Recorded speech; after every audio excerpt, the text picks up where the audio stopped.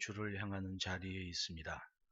예배하는 모든 이들에게 하나님 아버지의 마음, 하나님 아버지의 손길을 주셔서 세상에 있지만 하늘의 소중한 사람으로 사는 것을 잘 감당할 수 있는 지혜와 또한 용기를 주옵소서.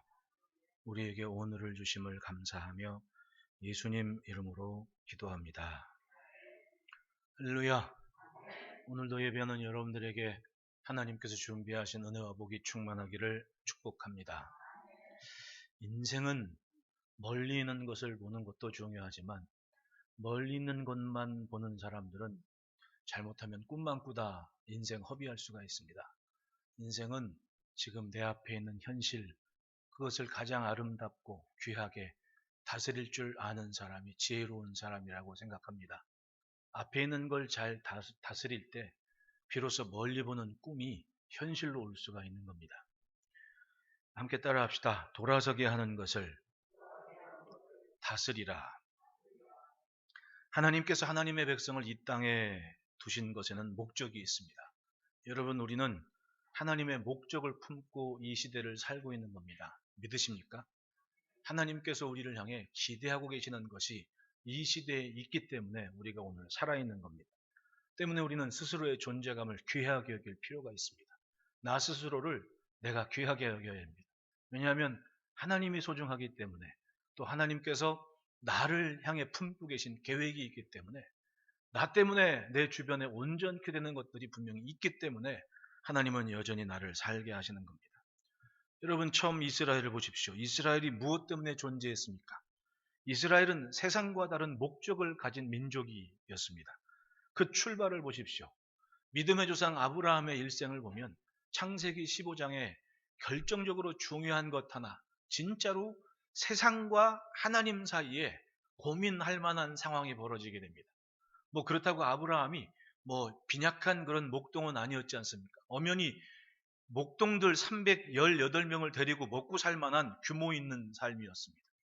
그런데 자신이 살았던 그런 소돔과 고모라 땅 그 주변 언저리에 전쟁이 벌어지고 조카 롯이 위험할 때에 아브라함은 그 전쟁터에서 자기의 목동과 함께 그 전쟁터에 들어가서 소돔 지역의 왕들과의 전쟁에서 승리했습니다.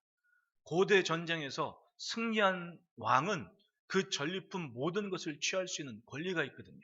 병사들 조금 나눠주고 나머지는 다 자기 겁니다.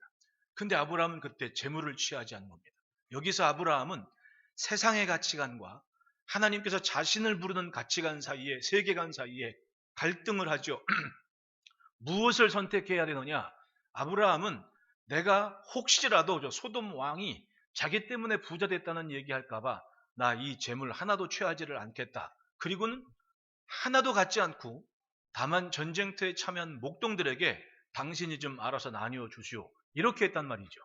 이 순간 아브라함의 세계관은 자기가 굳이 세상적인 가치관으로 살지 않겠다는 겁니다. 왜냐? 그것 버리고 여기까지 왔는데 지금 와서 그 길을 어떻게 포기하냐고. 그리고 하나님을 붙잡았습니다. 그리고 하나님은 그런 아브라함에게 나타나시죠. 아브라함아, 아브라함아, 재물을 준비하고 쪼개놔라.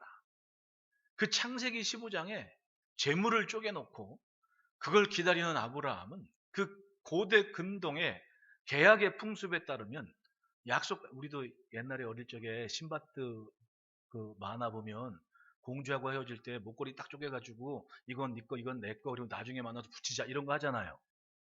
둘을 쪼개놓고 뭔가 약속을 하는 것은 어느 지역이건 고대 사회에 항상 있었던 풍수입니다. 근데 이 근동 지역의 풍수 뭐냐면 재물을 쪼개놓고 그 사이를 지나고 약속한 두 사람은 만약에 그 약속을 어길 시에 이 쪼갠 고기처럼 된다는 겁니다. 이건 꼭 지켜야 되는 거거든요. 근데 신기하게 그때 하나님은 아브라함과 그 약속을 맺으시는 거예요. 안 해도 되시는데 굳이 그걸 하신 겁니다. 하나님의 낮아지심이고 하나님의 찾아오심이죠. 충분히 하나님은 우리에게 맞추셔서 뭔가를 이해시키시고 알게 하신다니까요. 재물을 쪼개놓고 기다리는 잠이 들 뻔한 아브라함이 기어이 깊은 잠이 임하고 큰 흑암과 두려움이 임했다라고 얘기를 해요. 창세기 15장 13절에 여호와께서 아브라함에게 이르시는 반드시 알라. 내 자손이 이방에서 객이되어 그들을 섬기겠고 그들은 400년 동안 내 자손을 괴롭히리니 그들이 섬기는 나라를 내가 징벌할지며 그 후에 내 자손이 큰 재물을 이끌고 나오리라. 너는 장수하다가 평안히 주당에 돌아가 장사될 것이요 내 자손은 4대 만에 이 땅에 돌아오리니 이는 아모리 족속의 죄악이 아직 가득 차지 아니함이니라 하시더니 해가 져서 어두울 때 연기나는 화로가 보이며 타는 횃불이 쪼갠 고기 사이로 지나더라. 이것이 하나님과 아브라함 사이의 약속의 장면이고 하나님은 아브라함에게 그때 말씀하셨습니다. 그날 이후로 아브라함의 4대 후에 있어질 일을 아브라함에게 말씀해 주신 거예요. 깊이 잠든 아브라함에게 큰 흑암과 어둠이 왔을 때 여러분 혹시라도 꿈속에서 큰 흑암과 어둠이 왔다 하더라도 쫄지 마십시오. 거기서도 하나님의 음성이 분명히 들립니다. 하나님은 그 아브라함에게 말씀을 하셔 4대 후에 이루어지를 분명히 알게 하셨단 말입니다. 그러면 이 말씀 속에 아브라함이 다시금 가나안 땅에 돌아올 시기의 특징 하나는 뭐냐 하면 아모리 족속의 죄악이 관영한 시대. 다시 말하면 이스라엘이 애굽에서 나와서 가나안을 향하는 여정은 애굽도 이 말씀대로라면 그들이 섬기는 나라를 내가 징벌할지며 라는 말씀. 하나님이 애굽을 징벌하시겠다는 겁니다. 왜? 10가지 재앙이 뭐예요? 그 땅의 우상천지들 아닙니까? 그걸 확실하게 아무것도 아닌 것처럼 하나님께서 마치 머슴 부리는 것이 애굽의 재앙이었고 이스라엘은 그들을 징벌하고 나옵니다. 그리고 가나안을 향합니다. 점차로. 그 시간 동안 어떻게 해요? 가나안은 예전보다 더 점점 죄악이 관영한 땅으로 가고 있더라는 거예요. 그게 바로 세상 문화예요. 내버려두면 알아서 점점 죽음으로 달려가죠. 그리고 죄악이 관영한 그때 하나님은 광야에서 40년 동안 말씀으로 똘똘하게 잘 준비된 이스라엘을 그 땅으로 그게 바로 가나안 전쟁이죠. 이스라엘은 그 땅을 차지했습니다. 결국은 이스라엘이 민족을 이루고 아브라함에서부터 시작해서 민족을 이루고 광야를 지나 가나안에 이른 과정은 하나님의 목적이었습니다. 하나님께서 이스라엘을 이스라엘으로 세운 것은 하나님의 목적이 있기 때문에 죄에 대한 심판이었고 우상과 탐욕으로 채워진 가나안에 대한 심판이었으며 하나님 나라에 대한 비전이었고 하나님의 백성을 위한 구원의 시간이었다. 여러분 오늘 본문에 솔로몬의 아버지 다윗을 보십시오. 얼마나 하나님을 신실하게 믿고 섬겼습니까? 늘 하나님을 기대하는 생각과 마음이 있었습니다. 어찌나 어려서부터 그 마음이 출중했는지. 왜? 다윗이 자란 시대는 누구의 말씀을 듣고 자랐다? 사무엘 선지자의 말씀을 듣고 자란 세대예요. 사무엘서를 보면 그때 사무엘 선지자의 말이 하나도 땅에 떨어지지 않았다고 그래요. 가는 족족, 가르치는 족족, 선포하는 족족 다 어디에 간 거예요? 이스라엘 백성들의 귀에 마음에 신비에 새겨지는 그 말씀 세대란 말입니다. 그러니 이 어린 다윗의 마음이 얼마나 뜨겁게 하나님을 향한 열정이 있었는지 전쟁터에 가봤더니 골리앗이라는 장수가 하나님을 욕하는데 그걸 다 보고 있는 겁니다. 화가 나가지고는 못 참겠는 거예요. 내가 저 장수하고 싸우겠다고. 그리고는 돌멩이 5개 들고 들어가서 골리앗을 무찔렀습니다. 그때 뭐라고 얘기합니까? 나는 하나님의 이름으로 나간다. 이게 다윗이었어요. 어려서부터 생각과 마음에 하나님 없이 생각하는 게 조금도 없었어요. 늘 하나님을 생각했더니 나중에 왕사위 되고 도망 다닐 때도 하나님, 무덤에 내려가는 자와 같다 하는 절박한 상황에도 하나님, 블레셋 땅에 생명을 의탁하여 갔을 때도 하나님,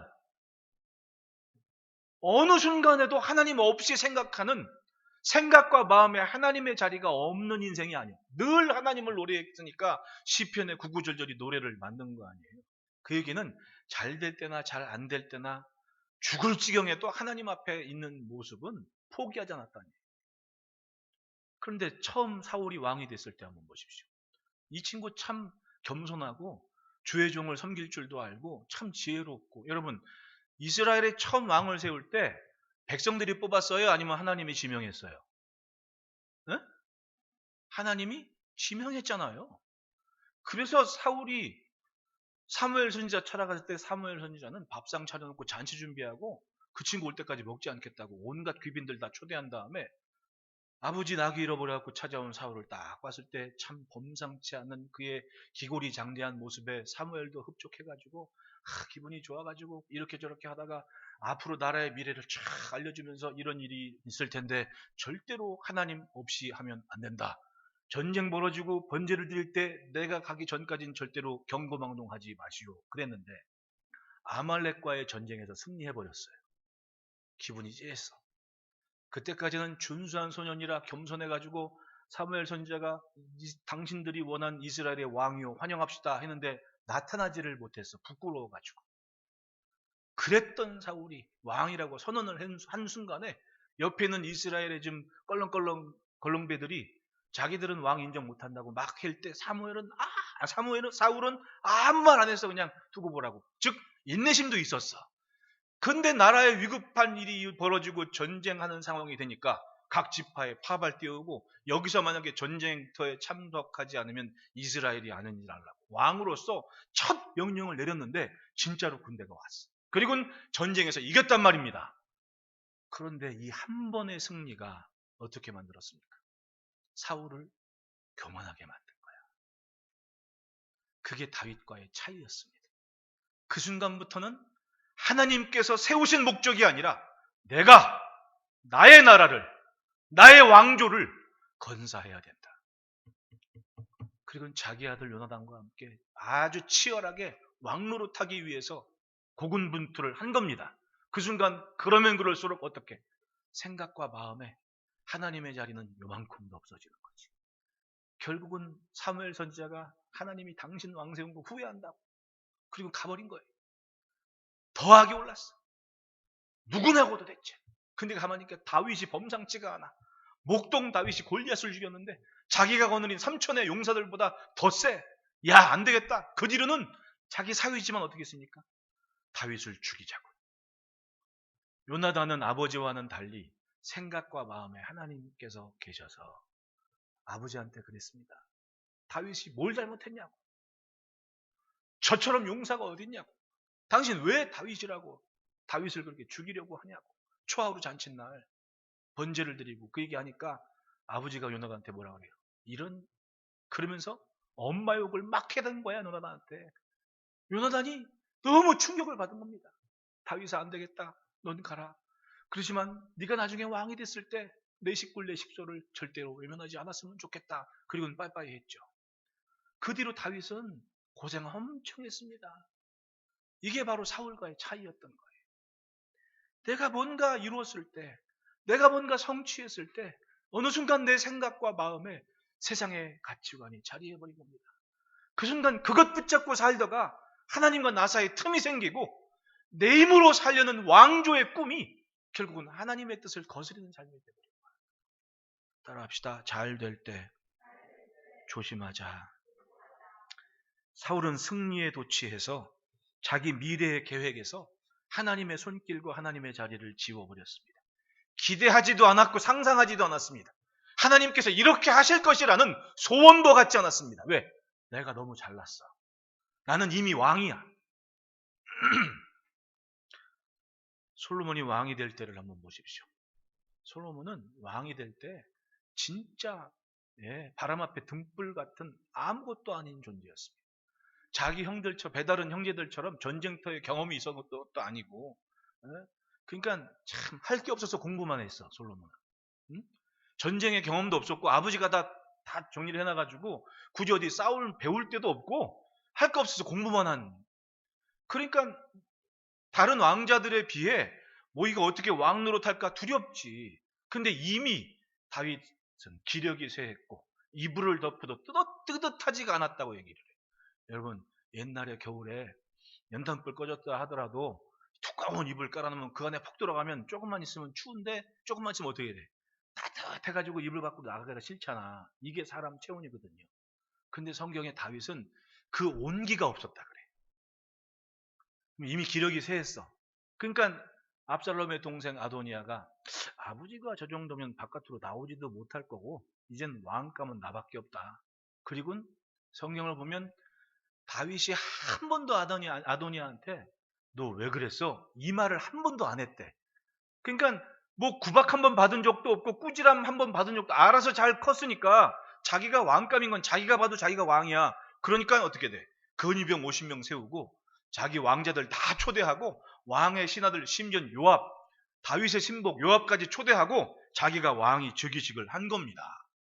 누구만 뺐어요? 밧세바하고 솔로몬만 쏙 빼놓은 거야.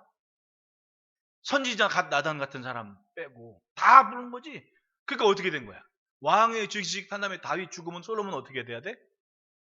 죽어야지. 선지자가 솔로몬 엄마한테 가서 그 얘기해. 정신 차리라고 지금. 아도니아가 왕 됐는데 뭐 할 거냐고. 지나보십시오. 당신 하나 죽은 목숨이라고. 용기를 갖고 다윗 앞에 나아가서 이야기를 하라. 밧세바가 다윗을 찾아가서 얘기합니다. 여보, 아도니아가 왕 됐답디다. 당신 처음 솔로몬 낳았을 때 뭐라 그랬소? 당신 하나 아픔이 있지 않소? 첫째 놈 나온 거 금방 일주일 앓다가 죽어버리고 하나님께서 우리의 사랑의 증표로 솔로몬을 줬고 그 솔로몬이 커서 성전 짓는다고 하나님께서도 말씀하셨는데 당신 이러고 누워있으면 어떡하냐고. 다윗이 진짜냐고. 진짜라고. 그러니까 다윗이 벌떡 일어나가지고 선지자한테 얘기하죠. 솔로몬 태우고 나귀에 태워가지고 저 기드론 시냇가에서부터 다윗성 꼭대기까지 대관식을 하라고. 그리고 노래를 부르라고. 이스라엘의 왕은 솔로몬이라고. 죽을 뻔했는데 다윗 때문에 살았어요. 근데 그 아버지 다윗은 보통이 아니었어. 기력이 세워서 내일 모레 죽을 수도 있는데 하나님을 생각하는 마음과 생각은 진짜 뜨거웠어. 그래서 온 신하들 앞에 아예 작심하고 이야기합니다. 나귀를 타고 입성한 솔로몬을 위해서 제일 먼저 제사장들을 다 부릅니다. 그러니까 제사장을 존중하는 마음이 있었다는 거지, 왕에게. 그 왕 앞에 솔로몬은, 다윗은 얘기해. 숫소 1000마리, 숫양 1000마리, 어린 양 1000마리 준비하고 제물로 드리시오. 그 삼촌의 번제를 드린 다음에 제사장과 방백들 앞에 이야기합니다. 이 아들 솔로몬은 나를 이어 왕이 될 것이고, 솔로몬 잘 들어라. 넌 대장부처럼 용기 있고 힘있게 살아라. 넌 커서 앞으로 성전을 지어야 될 놈이다. 그렇게 딱 이야기를 하니까 제사장과 방백들, 성전 중심의 이스라엘의 문화에서 이미 모든 것이 완전히 바뀌는데 하나님 앞세우고 나선 아버지 다윗 때문에 자기가 진짜 이스라엘의 왕이 된 거예요. 그걸 보고 솔로몬이 뭘 배웠겠습니까? 내 절대로 하나님께로 향한 중심은 잃지 않겠다. 그리고 뭐를 해요? 왕이 됐는데 일천의 번제를 드리는 겁니다. 그때까지 소원은, 바로 왕이 되기 전까지 아도니아가 왕이었다라고 선언을 했는데, 그럼 주변에 정적들이 많다는 거 아니에요, 정치적으로 보면. 왜냐하면 왕위 즉위식에 다 초대받았는데 누구만 빠졌어요? 다른 왕자들 다 갔는데 누구만 못 갔어? 나만 못 갔거든. 그러면 이대로 갔으면 자기는 자기 엄마하고 그냥 띡 죽는 거야. 근데 왕이 됐단 말이지. 그러면 어떻게 해야 돼? 인간적인 술수를 쓴다면 주변의 정적들을 다 제거해야 내가 살거든. 그러면 일천의 번제를 두고 하나님이 나타났어. 네가 내게 무엇을 줄고 너는 구하라. 그럼 뭘 구해야 돼? 주여, 군사를 주십시오. 군사를 먹일 재력을 내게 좀 주십시오. 이게 제일 우선순위 아니에요, 솔직히? 근데 이 솔로몬은 아버지 보고 배운 게 하나님이어가지고, 하나님, 종은 어이라 말도 못하는데, 어려서 말도 못하는 내가 왕이 됐는데 어떻게 하나님의 백성을 내가 선악간에 분별을 할 수 있습니까? 내게 듣는 마음을 주십시오. 백성들의 이야기를 듣고 선악간에 분별할 수 있는 지혜와 지식을 주십시오. 그랬더니 하나님이 그걸 딱 듣고, 이것 봐라. 아니 이거 평범하지가 않네. 야, 너 정말 좋은 소원을 구했다. 네가 구하지 않은 것은 내가 책임져 줄게. 너의 전에도, 뭐 전이래 봐야 사울과 다윗이지만, 너의 전에도 후에도 너는 그 어떤 왕도 누리지 못할 부와 권세와 명예가 너한테는 있을 거다. 구하지 않은 것을 주셨다 그래요. 뭐 때문에? 하나님 중심의 생각과 마음과 소원 때문에 주신 은혜였습니다. 결국은 그건 뭘 얘기해요? 이건 그냥 두면 안 되겠다. 얘는 내가 좀 책임져 줘야겠다. 여러분, 내가 살면서 하나님께서 날 보시고 책임지실 만한 마음이 들도록은 살아야 돼요. 그게 성도의 삶이에요. 왜? 세상은 굉장하거든요. 그냥 어떻게 그걸 경쟁하냐고. 누가 봐도 이건 하나님과는 뭔가 좀 책임지실 만한 것이 있도록 사는 모습이. 네? 우리 선생님네 교회 장로님 아들이 그런 얘기를 했다고 해요. 운동도 좋아하고 막 그랬는데 이렇게 저렇게 하다가 저 지방에 무슨 도시 뭐 어쩌고 저쩌고 뭐 이런 걸 공부를 했어. 근데 이제 졸업을 하고 취업을 해야 되잖아. 취업을 하느라고 분당에서 이제 자기 동기들하고 뭐 이제 동창들하고 취업 공부를 하는데 진짜 막 어마무시하더래. 스펙이 막 어디 가서 무슨 봉사활동에 뭐에 뭐 어쩌고 저쩌고 뭐 진짜 갔는지 안 갔는지 모르는 걸 다 만들어가지고 취업 준비를 하더라는 거야. 그러니까 이 친구는 주일이면 맨날 교회만 있어. 자기가 유일하게 할 수 있는 게 그거래. 나는 주일엔 교회만 있었습니다. 아침부터 저녁까지 교회만 있었습니다. 해 떨어지고 집에 갔습니다. 이게 자랑이라면 딱 그거 하나래. 근데 세상은 그걸 안 알아줘. 누가 알아줘? 하나님만 알아주셔. 하나님만 알아주셔. 취업을 해가지고 취업한다고 딱 하는데 같이 분당에서 공부한 내노라 하는 대학 나온 자기 친구 넷이 다 떨어졌어. 이 친구만 딱 붙었어. 도로공사인지 거기에. 근데 도로공사에 자기가 축구를 그렇게 좋아하는데 하필이면 위아래로 다 축구를 좋아해가지고 그렇게 사랑받는 직원이 돼가지고 지금까지 직장생활 다 잘하고 있다고 얘기했다. 근데 그 친구가 그렇게 거기는 뭐 주 4일인가 4일 반만 가면 된대. 무슨 회사가 그런지 모르지만 그러니까 나머지는 토요일 주일 지금도 교회 오는데 자기 후배들한테 간증을 한대요. 내가 다른 건 몰라도 주일날은 아침부터 저녁까지 교회에 있었다. 다른 사람들이 아무렇게 여기지 않는 것이지만 이 친구한테는 이게 진실한 거야. 왜? 하나님 보시기에도 좀 깝깝하셨나 봐. 너는 아침부터 저녁까지 그래도 좀 해 떨어지면 가서 공부 좀 하지. 어? 근데 이 친구는 어쨌든 심지어 청소건 뭐가 하여튼 아침 무슨 이유건 너라도 교회 안 해 주일에는. 내가 보기에는 하나님께서 책임지실 이유가 그게 아니었을까. 여러분 애든 어른이건 어딜 봐서라도 그 인생에 맞는 코앞에 일이 있어요. 그 일에서 생각과 마음에 하나님이 계신가 안 계신가 결정이 되는 겁니다. 다윗은 혼자 두실 수 없는 분명한 존재감이 있었고 아들 솔로몬은 그걸 보고 왕이 됐던 거예요. 그런데 점차로 그 누리는 것, 더 주신 것이 나중엔 문제가 됐습니다. 이게 참 그러니까 여러분 기도할 때 주시는 걸 감당할 만한 그릇 되게 하십시오라는 기도를 꼭 빼먹지 말아요. 이건 진짜 중요한 거예요. 내가 1,000만 원이 아쉬울 때 1,000만 원을 받았다. 그러면 100만 원 11조를 떼어요. 근데 나는 1,000만 원 이상 생각하지를 못했는데 10억을 주신 거야. 이 친구가 1억을 11조를 떼어 못 떼어요. 왜? 생각지를 않았거든. 분수에 넘치는 재력을 받은 거야. 그 순간이 시험이더라니까. 솔로몬 보십시오. 아버지는 어떤 밥상을 받았냐면 사울 왕에게 쫓겨서 도망갈 때 일주일을 굶었어요. 여러분 사람이 한 이틀을 굶으면 만화에서처럼 이 위에 쫙 뭐가 지나가. 치킨이 지나가. 나는 일주일 금식을 고등학교 때 하는데 교회 밑에 이 교회 2층 아래에 중국관이라는 중국집이 있었거든요. 그 짜장면 볶는 냄새가 그냥 막 아주 죽어. 진짜 나는 4층에 있는데 눈앞에 우동이 날아가, 짜장면이 막 날아가. 솔로몬이 일주일을 다윗이 일주일을 굶은 거야. 그리고 제사장이 있는 마을에 가가지고는 진설병이라는 게 일주일 있다가 물러내가지고 제사장이 그걸 나눠 먹거든요. 제사장들이 먹을 몫이야. 평민들은 일반 이스라엘 못 먹는 거거든. 죽을 수도 있거든. 제사장 여긴데. 근데 다윗이 우리가 일주일을 굶었습니다. 죄진 적도 없습니다. 도망 다니라고 죄질 틈도 없었습니다. 우리에게 좀 먹을 걸 좀 주십시오. 그러니까 제사장이 그러면 이게 참 규례대로라면 안 되는 건데 이거라도 먹어라. 그리고 줬어요. 죽었어요? 안 죽었어요? 하나님은 참 신기하신 분이야. 진짜 아버지 같아. 내 이놈! 안 된다! 그래 놓고는 뭘 생각해? 이놈을 어떻게 살리지? 이걸 고민하시는 분 같아. 안 죽었어요.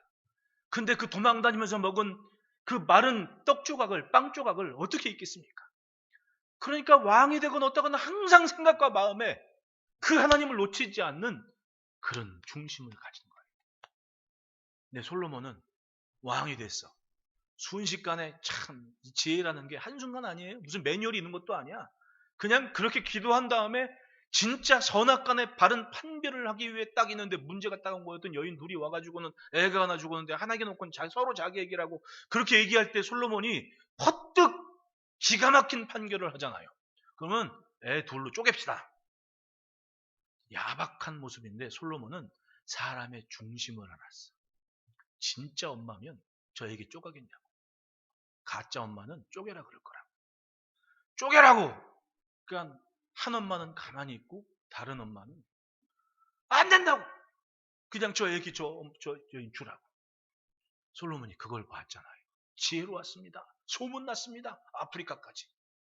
그런데 솔로몬의 밥상은 그래서 그런지 대단했습니다. 사방팔방에서 막 사신들이 오고 자랑하고 막 섬기고 얼굴 보자고 재물을 찾아오니까 어마무시했대. 여러분 열왕기상서 앞부분 10장 9장 다 그 얘기예요.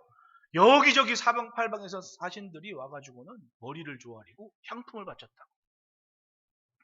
솔로몬의 하루 식사를 보십시오. 밀가루 30고루라고 해요. 30고루는 지금은 12,000리터라고. 여러분 피트병 음료수병 한 12,000개 쫙. 굵은 밀가루 60고루래. 그건 24,000개 쫙 밀가루만. 그리고는 살찐 소를 10마리를 잡았대. 하루 식사에. 그리고 초장의 소를 20마리 잡아놨다. 양을 100마리. 그 외에 수사슴, 노루, 암사슴, 살찐 새들을 하루에 다 먹어치운대. 어마무시한 기름진 식탁을 매일 차렸다는 거 아니에요? 야, 그러면은 소가 한 달이면 와, 몇천 마리는 그냥 훅 가는 거 아니야? 근데 그걸 해낸 거야. 그러면 엄청난 부와 권세가 솔로몬에게 있었던 얘기야. 대단한 나라가 됐습니다. 아버지 믿음 때문에. 우리라고 다릅습니까? 여러분, 저는 고등학교 때 세계사 선생님한테 귀에 못이 박히도록 들은 얘기가 김일성 일평생 소원이 인민들 입밥 먹이는 거였다고. 쌀밥 먹이는 거였다고. 했어요? 못했어요? 못했잖아요.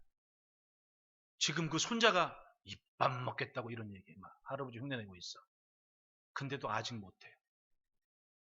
우리는 할머니들이 우리 손주는 우리 자식들은 쌀밥 좀 먹고 싶다고 쥐어찾고 부르짖고 이런 새벽부터 밤늦게까지 기도하면서 잘 먹는 게 소원이었습니다. 우리는 잘 먹어요. 농사 안 져도 잘 먹어. 어지간한 건 사서 먹을 수 있을 만큼 재력이 됐단 말이에요. 우리 시대가 지금 그런 시대 아니에요. 그게 위쪽과 아래의 혁혁한 차이 아닙니까? 엄마, 아빠, 할머니들의 그 할머니, 할아버지들의 기도가 차원이 다른 나라를 만들어버리고 말았습니다. 엊그제 신문 봤습니까? LA 카운티 시에서 시 규례를 제정했대요. 해마다 9월 17일을 오징어 게임의 날로 정했대. 여기 오징어 게임 아시는 분 손 들어보세요. 알아? 정작 우리나라에 있는 사람들은 오징어 게임 모르는 사람 더 많아. 근데 그쪽에서는 아예 오징어 게임의 날을 제정을 해버렸대. 9월 17일을. 이번 주인가? 해버렸대요. 이게 문화의 힘 아니에요? 먼 옛날 백범 김구 선생이 우리나라의 강력한 문화의 힘이 소원이라고 그분이 나중에 예수 믿었잖아요. 그리고 그 소원을 가졌던 거예요. 그렇다면 우리가 지금 누리는 것들 중에 기도의 응답 아닌 게 뭐가 있겠냐고. 그래서 풍요로운 시대를 만난 겁니다. 솔로몬도 마찬가지예요. 아버지가 잘 믿어서 자기가 복된 겁니다. 그런데 그 누리는 것이 점점 재앙이 돼요. 이게 문제인 거예요. 따라합시다. 보이는 곳에서 잘 살자. 무엇이든 하나님과 나 사이에 막힘이 없어야 돼요. 이게 사람이 그래요. 처음부터. 창세기 4장 7절 한번 읽어봅시다. 네, 오늘 제목에 인용부호를 붙인 이유가 바로 이거예요. 창세기 4장 7절 읽어봅시다. 시작. 선을 행하지 아니하니 죄가 문에 엎드려 있느니라. 죄가 너를 원하나 가인이 아벨을 죽입니다. 얼굴이 우르락부르락. 어떻게 돼요? 야, 죄가 너 문 앞에 있어서 너를 언제든지 삼키려고 자방을 하고 있어. 근데 너는 죄를 다스려라. 그 말은 다스릴 수 있다는 얘기거든요. 마샬이라는 이 히브리어의 원어는 좋게 만들다, 아니면 건전한 아름다움, 이런 의미를 담고 있는 거예요. 그러면 다시 말하면 죄가 앞에 딱 있는데 가인은 그 죄에 대해서 좋게 만들 수 있다 없다? 있다. 근데 뭐 한 거예요? 좋게 만들지 않은 거지. 뭐 때문에? 욕심이, 분노가, 시기가 충분히 좋게 만들 수 있는 권세가 있음에도 불구하고 건전하고 아름답지 못하게 만든 거예요. 누가? 사람이. 솔로몬도 충분히 건전하고 아름답게 좋게 만들 수 있었습니다. 그런데 자기의 욕심이, 자기의 자만이 어딘가서부터 자기를 하나님께로부터 돌아서게 만든 그 힘들이 그걸 다스리지를 못했어요. 그냥 후회하는 인생이 됐다는 거예요. 마주보고 인사합시다. 정신줄 놓지 맙시다. 네, 어디에 가든지 내가 무덤에 내려가는 자와 같을지라도 하나님 생각과 마음만은, 하나님을 향한 생각과 마음만은 잃지를 말아야 돼요. 그러므로 따라합시다. 성경에서 멀어지지 말자. 여러분, 창세기, 출애굽기, 레위기, 민수기, 신명기, 이 성경은요, 이스라엘 유대인들이 어려서부터 딸딸딸딸 외워야 될 성경이에요. 모세가 신명기의 말씀을 선포한 이후 사무엘 선지자 때에도 마찬가지 아니겠습니까? 이 말씀은 이스라엘의 평생에 죽을 때까지의 율법과 규례란 말입니다. 그런데 하나님은 일찍이 이스라엘이 왕을 구하기 전부터 왕을 세울 걸 알고 계셨습니다. 신명기 17장 14절부터 17절 말씀 보면, 내가 내 하나님 여호와께서 내게 주신 땅에 이르러 그 땅을 차지하고 거주할 때 만일 우리가 우리 주위의 모든 민족도 같이 우리 위에 왕을 세워야 할 생각이 나거든. 즉 왕 세울 걸 알고 있었습니다. 못 이기는 척 허락하시는 것처럼 보이지만 이미 알고 계셨던 거예요. 왜? 세상에 사는 인생이 뻔하거든요. 근데 그 왕에겐 조건이 있으면, 첫째는 이방인 중에 왕 세우지 말고 꼭 네 형제들 중에 세워라. 헤롯이 욕을 먹은 이유가 그건, 헤롯은 유대인이 아니라 이두메 사람이었거든요. 결정적으로 문제가 있는 사람이었어요. 그러니까 성전 어마무시하게 짓고 유대인들의 환심을 살리는 이유가 바로 그거였던 거예요. 참 너무 자상하게 가르쳐준다. 그런데 그 왕 세울 때 뭐가 문제였냐? 16절을 보면 병마를 두지 말 것이요, 즉 병거와 말을 많이 두지 말 것이고, 또 일부러 병마를 얻으려고 백성들을 애굽으로 보내지 말 것이다. 왜냐하면 애굽이 옛날부터 말이나 탈 것들에 대해 유명한 거예요. 그러니까 창세기에 보면 요셉이 자기 형제들에게 고센 땅에서 뭐하게 해? 바로 왕에 말치게 하잖아요. 애굽으로 보내지 말라고. 그리고 17절에 그에게 아내를 많이 두어 그의 마음이 미혹되지 말 것이며 라고 얘기해요. 부인을 많이 두지 마라. 솔로몬이 부인이 몇 명이었어요? 1000명이었대. 1000명. 하루에 한 번씩만 둬도 3년 넘어야 돼. 아마 그랬겠지. 누구세요? 그게 솔로몬이었다니까. 그 다음 자기를 위하여 뭐를? 은금을 많이 쌓지 말 것이다. 근데 여러분, 열왕기상서 8장, 9장, 10장을 보면 무슨 얘기냐 하면, 솔로몬이 하루에 세수가 얼마 돼서 금이 몇백 달란트였고 시바의 여왕 세금이 666달란트였고 뭐 이런 얘기예요. 이게 얼핏 보면 솔로몬이 엄청 부자 됐다라고 생각하고 좋아할 일인데, 신명기의 말씀의 기준으로 보면 이건 솔로몬이 망가지는 이유들이었어요. 게다가 오늘 본문에 후궁이 700이요 첩이 300이다라는 거예요. 1000명의 여인들이 솔로몬의 마음을 돌아잡니다. 그건 뭐 때문에 그런 거예요? 자기가 들었던 하나님의 말씀, 그 성경을 놓쳐버린 거예요. 왜? 왕노릇 하려면 그 정도까지는 덮고 가야 하지 않겠습니까? 그러면서 왕노릇 한 거야. 그러다가 하나님께서 쌓지 말라는 것만 쌓았습니다. 은금과 재물을 쌓게 됐고 여인들을 쌓게 됐고, 그리고 병마가 너무 많아서 주변의 모압과 암몬 왕들에게 우리 좋은 말 있는데 좀 살려? 그리고는 말을 거래하는 지경까지 온 거예요. 왜? 성경에 없는 얘기하는 게 아니니까 그냥 아멘 그러시면 돼. 따라합시다. 시작과 끝에는 주님이 계시다. 하나님 앞에 살고 있음을 그는 보이지를 못했습니다. 그래서 아들 때에 나라가 두 쪽 나고 완전히 망할 뻔했는데 그나마 자기 아버지 다윗 봐서 하나님께서 내가 한 집 하나 남겨둘게 라고 말씀하셨다. 다시 말하면 솔로몬은 명성과 부귀, 즉 하나님께서 더 주신 것 때문에 망가진 인생이에요.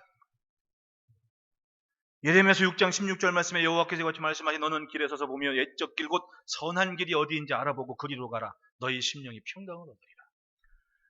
발전하면 발전할수록 누리는 것이 많고 사람들은 불안해해요.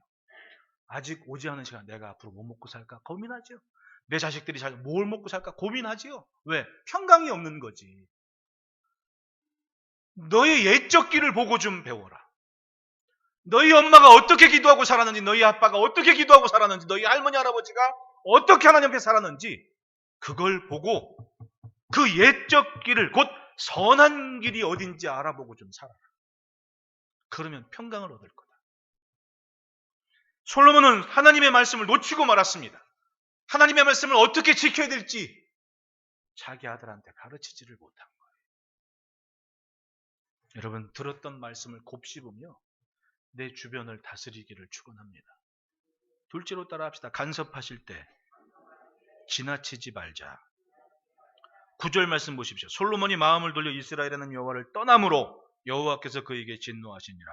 여호와께서 일찍이 두 번이나 그에게 나타나시고 그래도 아버지 다윗 봐서 솔로몬을 어떻게 그냥 내버려 두십니까? 두 번이나 나타나셨다고 얘기를 해요. 여러분 사람은 잊어도 하나님은 못 잊으세요. 아브라함 하나 때문에 하나님께서 그 후손들에게 복을 주시는 거 하나 보십시오. 믿음의 조상 아브라함 때문에 나의 믿음을 복되게 하신 하나님 보십시오. 하나님은 절대로 안 잊으셔. 기억하신단 말입니다. 세상에 없는 아브라함인데 하나님은 여전히 세상에 그 약속을 기억하고 계십니다. 그래서 멀쩡한 거예요. 믿음의 후손들이. 솔로몬은 그렇다해도 다윗은 어떻습니까? 그에게 하신 말씀이 있습니다. 본문 12절 보십시오. 그러나 내 아버지 다윗을 위하여, 즉 솔로몬 때는 완전히 망가져 버린 거야. 근데 다윗 때문에 참고 네 아들의 손에서 빼앗으려니와 오직 내가 이 나라를 다 빼앗지 않고 내 종 다윗과 택한 예루살렘을 위하여 한 지파를 내 아들에게 주리라. 여러분 아무리 왕이 못났어도 쪼개지면 50% 50%지. 세상에 12지파 중에 11지파가 여로보암 편이 돼버리고 르호보암이 하나 갖는다는 게 말이 되냐고. 그건 누구 때문이냐? 그나마 다윗 때문에. 다시 말하면 솔로몬이 잘한 게 있다 없다. 이게 우리가 솔로몬이라는 이름 명성 그 누리는 것 때문에 솔로몬 하는데 성경을 가만히 보면 신명기의 기준으로 보면 이 사람 왕으로 잘못한 사람. 실패야 실패. 1절부터 2절 말씀 보십시오. 같이 한번 읽어봅시다. 시작. 솔로몬 왕이 바로의 딸 이외에 곧 모압과 암몬과 에돔과 시돈과 헷 여인이라 여호와께서 일찍이 이 여러 백성에게 대하여 이스라엘 자손에게 말씀하시기를 너희는 그들과 서로 통혼하지 말며 그들도 너희와 서로 통혼하게 하지 말라. 그들이 반드시 너희의 마음을 돌려 그들의 신들을 따르게 하리라 하셨으나 솔로몬이 그들을 이 여인들이 솔로몬을 유혹한 게 아니야. 솔로몬이 그 여인들을 사랑했다 그래요. 근데 이게 뭘 얘기하냐면 솔로몬이 충분히 세상의 가치관과 세계관에 중독이 된 걸 얘기한 거예요. 1절에 언급된 나라들을 보십시오. 모압, 암몬, 에돔, 시돈, 헷이라고 얘기하죠. 모압, 암몬, 에돔은 이스라엘의 동쪽의 나라들이야. 모압, 암몬, 에돔. 시돈은 이스라엘의 북쪽의 나라야. 이쪽은 바다. 헷은 가나안 땅에 정복하고 못 정복한 민족들 여기저기 부족들이 있거든요. 근데 그 여인들을 사랑을 했다고 해요. 적극적으로 구애를 하고 자기 옆에 데려다 놓은 거야. 그러기가 천명이야. 왜 그랬을까요, 여러분? 솔로몬이 똑똑한 사람이거든요. 처음 자기 부인이 누구예요? 첫째 부인이. 성경에 보면 바로의 딸과 처음 결혼을 한 거야. 근데 바로의 딸과 결혼할 때 성경을 보면 뭐라고 얘기하냐면 바로가 게셀 땅을 우리 성기답사 가면 제일 먼저 게셀 지역을 가잖아요. 게셀을 정복해서 그 성을 딸 시집 보낼 때 솔로몬에게 지참금으로 줬다 그래요. 그러면 이제 애굽의 바로가 자기 사위한테 딸 보내면서 그런 얘기하는 거지. 사위, 남쪽은 걱정 마라. 이 장인이 확실하게 책임져 줄게. 그러면서 게셀 지역에 있는 남쪽에 있는 가나안 족속들을 딱딱 때려부시고 사위한테 복속을 시켜버린 거지. 그러니까 이 사위가 장인어른 때문에 마음이 든든해. 왜? 남쪽이 평안해졌거든. 그리고 딱 보니까 자기한테 괴롭히는 것, 자기가 아버지 다윗처럼 힘이 있는 것도 아니고 지략이 있는 것도 아니고 형들처럼 용기가 있는 것도 아니고, 에? 그거 딱 보는데 모압, 암몬, 에돔 보니까 첫째 부인 데려올 때 재미를 봤어. 그래가지고 어떻게 해? 안 되겠다. 저 족속들의 왕들의 딸을 내 옆에 두면 함부로 침략은 하지 않을 거 아니냐. 그게 천명이란 얘기야. 그게. 그러면 그 당시에 살았던 세상 사람들이 볼 땐 솔로몬이 지혜로워야 한지로워. 엄청 똑똑한 사람이야. 똑똑하긴 한데 신명기의 기준으로 보면 이 사람은 지금 뭐 하고 있는 거야? 하나님께서 하지 말라는 짓을 골라서 하고 있는 왕이라는 얘기지. 따라합시다. 멈추게 하실 때 설 줄 알아야 된다. 하나님은 2번이나 말리셨대. 정신 차려라. 정신 차려라. 그런데 솔로몬의 생각과 마음은 이미 경계가 물어나 버렸습니다. 하나님께서 간섭하실 때 정신 차리고 다윗처럼 눈물 흘리며 침상을 적시며 첫째 아들 죽을지라도 하나님을 부르짖으면서 잘못했습니다라고 간청을 했어야 되는데 솔로몬은 아버지의 그 모습을 배우지를 않아. 점점 뭐 때문에? 하루의 밥상이 어마무시했거든. 누리는 게 엄청 많았거든. 그 누리는 것 때문에 그걸 놓지 못해서 점점 틈이 되고 말았다. 그래서 따라합시다. 말씀이 들릴 때 주변을 정리하자. 10절 11절에 이 일에 대하여 명령하사 다른 신을 따르지 말라 하셨으나 그가 여호와의 명령을 지키지 않았으므로, 즉 하나님께서 말씀하셨는데 말씀을 듣고 지켰다 안 지켰다? 말씀을 듣고 다스려야 됐습니다. 좋게 만들어야 됐습니다. 건전하고 아름답게 만들 수 있었습니다. 그런데 다스리지를 않았어요. 마샬하지 않았다는 얘기입니다. 하나님께서는 하나님 없이 자랑하는 모든 것들을 다 빼앗으시겠다고 말씀을 하셨어요. 11절 보십시오. 여호와께서 솔로몬에게 말씀하신 내게 이러한 일이 있었고 또 내가 내 언약과 내가 내게 명령한 법도를 지키지 아니하였으니 내가 반드시 이 나라를 내게서 빼앗아 내 신하에게 주리라. 이유가 뭐예요? 3절. 왕은 후궁이 700명이요 첩이 300명이라 그의 여인들이 왕의 마음을 돌아서게 하였더라. 솔로몬의 나이가 많을 때 그의 여인들이 그의 마음을 돌려 다른 신들을 따르게 하였으므로 왕의 마음이 그의 아버지 다윗의 마음과 같지 아니하여 그의 하나님 여호와 앞에 온전하지 못하였으니 이는 시돈 사람의 여신 아스타롯을 따르고 암몬 사람의 가증한 밀곰을 따름이라. 이 시돈 사람과 암몬 사람을 이야기하는 이유가 있어요. 이 시돈 사람 북쪽이라고 얘기했죠. 나중에 이 성경의 역사를 보면 북쪽에서 이스라엘을 멸망시킨 민족이 북쪽 사람들이잖아. 아람 족속들. 그게 어디예요? 시돈과 두로 사람들이거든요. 우상을 섬겼기 때문에 그런 거예요, 결국은. 그리고 암몬은 어디예요? 오른쪽이거든요. 동북 쪽입니다. 이게 다 아람 족속들이거든요. 나중에 이것 때문에 훗날 왕조가 무너지는 이유가 되어버린 거예요. 결국은 엄청난 명성과 부귀 영화를 누렸지만 하나님과의 관계를 지키지 못했기 때문에 완전 나라 망하게 한 원흉이 누구였어요? 솔로몬이 됐다는 거지. 이렇게 생각하면 참 너무 솔로몬을 싫어한다 우리 목사님 그럴 수도 있겠지. 여러분 나 아는 저 홍천의 장로님은요 솔로몬이 너무 좋아가지고 당신 아들 낳고 이름을 지었는데 이름을 솔몬이라고 지었어. 솔몬. 어? 솔몬아 그러면서 이 아버지는 장로님은 솔로몬을 생각한 거지. 근데 솔로몬은 되려면요 더 주시는 것 때문에 마음 잃지를 말아야 돼요. 솔로몬은 더 주신 것 때문에 더하여 주신 것 때문에 점점 하나님께로부터 멀어졌습니다. 훗날 그 후손들에게 말씀합니다. 예레미야서 2장 21절 보십시오. 내가 너를 순전한 참종자 곧 귀한 포도나무 심었거늘 내게 대하여 이방 포도나무의 악한 가지가 되면 어찌 됨이냐. 하나님 보실 때 아버지의 마음으로 우리한테 그런 거예요. 너 지금 왜 그렇게 살아? 너 지금 왜 그렇게 살아? 이 얘기를 하고 있는 거야. 창세기 35장을 보면 하란에서 부자가 된 야곱이 팔레스타인으로 탁 들어와요. 야복강가에서 씨름을 하죠. 빈손으로 가는데 엄청 부자가 됐어. 빈손으로 갈 때 하나님 앞에 베델에서 꿈을 꿨는데 사닥다리에 천사가 오락내리락 하면서 그때 다짐을 한 거야. 하나님, 내가 몸성이 내가 가정 잘 꾸리고 돌아오면요, 내가 내 소유의 10분의 1을 하나님께 드리고요, 나 하나님 앞에 여기서 이곳이고 하늘 문이고요, 나 하나님 앞에 잘 살 겁니다 라고 다짐을 했거든. 갔어. 하란 땅에서 고생 직사게 해서 한 20몇 년을 부자 됐어 안 됐어? 부인이 넷이나 됐는데 부자지. 그건 바리바리 싸들고 집에 들어오는데 걱정이 끊이질 않는 거야. 나 에서한테 죽을 텐데. 하나님한테 기도를 했습니다. 야복강가에서 주여. 그리고 나서는 강 건너서 형 만나는데 하나님의 얼굴 보는 것처럼 좋았다고 얘기를 해요. 그게 이제 베델로 가야 되는데 갔어 안 갔어? 안 갔어.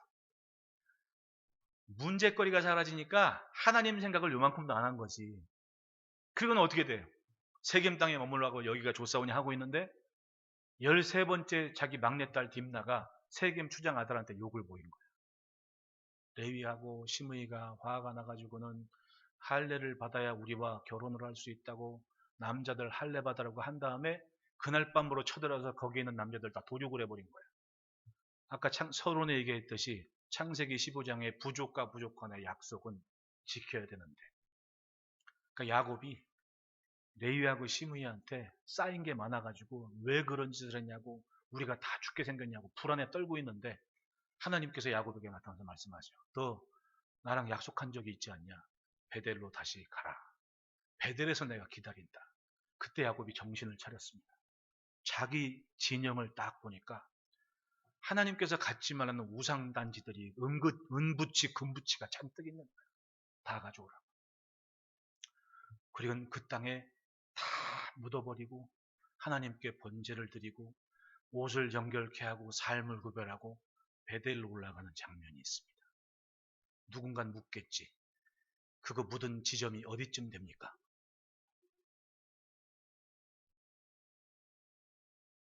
야곱은 주변을 정리한 겁니다. 그리고 그건 뭐예요? 하나님께로 향하여 가는 발걸음을 멈추게 하는 것들을 좋고 아름답게 마샬한 거예요. 다스린 겁니다. 그리고는 베델에 올라가서 약속을 받고 이스라엘의 12아들들의 조상이 됐던 이스라엘. 이름값 하게 됐죠. 우리도 그렇습니다. 좋지 않은 것은 빨리 퍼지는 거예요. 순식간에 세상을 살면서 우리의 가치관과 세계관은 물들지 않을 수가 없습니다. 그렇다 할지라도 먹고 마시고 자고 일하고 사는 어간 이 생각과 마음에 하나님의 자리를 가르지 말라는 겁니다. 아무리 수천 수백 마리의 양을 잡으며 잔치를 매일 그렇게 잔치를 하더라도 그 밥상이 아무리 대단하더라도 하나님 없이 살지는 말라는 말입니다. 이 밥상이 나와 하나님 사이에 틈이 생기게 되면 그걸 엎어버리라는 얘기예요. 그게 다스리라는 말입니다. 좋게 만들어라. 하나님께서 은혜를 주신 목적을 잃으면 쌓은 모든 것이 재앙의 이유가 됩니다. 솔로몬처럼. 여러분, 그 이름의 명성에 속지 마십시오. 명성 후에 재앙이 더 무서운 거예요. 성경은 지금 그 얘기를 하고 있는 거예요. 그러니까 신명기 17장의 말씀을 그대로 솔로몬한테, 이게 어설프게 읽으면 야, 솔로몬이 이렇게 잘 됐구나 하고 끝나거든. 근데 신명기의 말씀에 따르면요, 이건 잘 되고 끝날 일이 아니야. 그러니까 정신 차리라고. 11절에 여호와께서 솔로몬에게 말씀하시되 내게 이러한 일이 있었고 또 내가 내 언약과 내가 내게 명령한 법도를 지키지 아니하였으니 내가 반드시 이 나라를 빼앗아 내 신하에게 주리라. 그러면 솔로몬은 나이 많아 늙고 여인들은 자기 마음 돌아서게 해서 우상들 막 천지에 세워지고 그걸 보면서 노년을 지냈을 거 아니냐고. 그러면 죽을 때까지 잊지 않는 하나님의 말씀이 뭐였어요? 내가 반드시 이 나라를 빼앗아 내 신하에게 주리라. 그래서 여로보암이 도망간 거예요. 그래서 말년을 생각하겠지. 누가 지금 영화로 안 만들었기 때문에 내가 좀 만들어 볼까. 노년의 솔로몬 해가지고 보면 내 눈앞에 있는 신하들이 믿어져 합니다. 이놈 저놈이 그놈인가? 그럴 거 아니에요. 얼마나 불안한 세상을 지냈겠냐고. 왜? 분명히 하나님은 내 나라를 빼앗아서 신하한테 준다 그랬으니까. 오죽했으면 도망갔을까? 더 주셨을 때 길을 잃으니 다 빼앗겨 버렸습니다. 솔로몬이 후손들에게 기록한 전도서 말미를 보면 명쾌하게 그걸 얘기하고 있어요. 이 사람이 얼마나 후회만 막심한 인생이었는지. 전도서 12장 1절 2절 같이 읽어봅시다. 시작. 너는 청년의 때에 내 창조주를 기억하라. 곧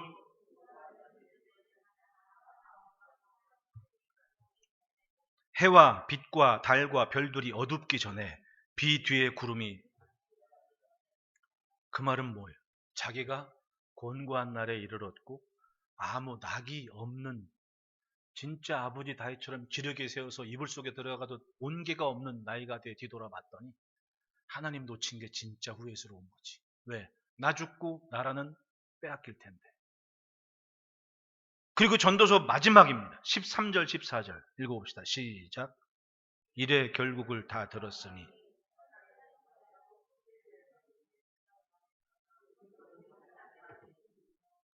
하나님은 모든 행위와, 이게 솔로몬이 남긴 말이에요. 진짜 앞에 부귀영화 명성 이런 거 다 필요 없어. 진짜는 하나님을 경외하고 그의 명령을 지켜라. 이게 핵심이었던 거예요.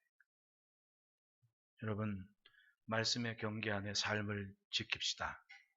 내가 사는 그 목적을 의미 있게 만들어 갑시다. 무엇보다 모든 상황을 마샬합시다. 좋게 만들라는 거예요. 건전하고 아름답게 만들라는 겁니다. 모든 상황을 잘 다스리며 하나님의 귀한 복을 누리는 복된 삶이기를 축복합니다. 기도하겠습니다.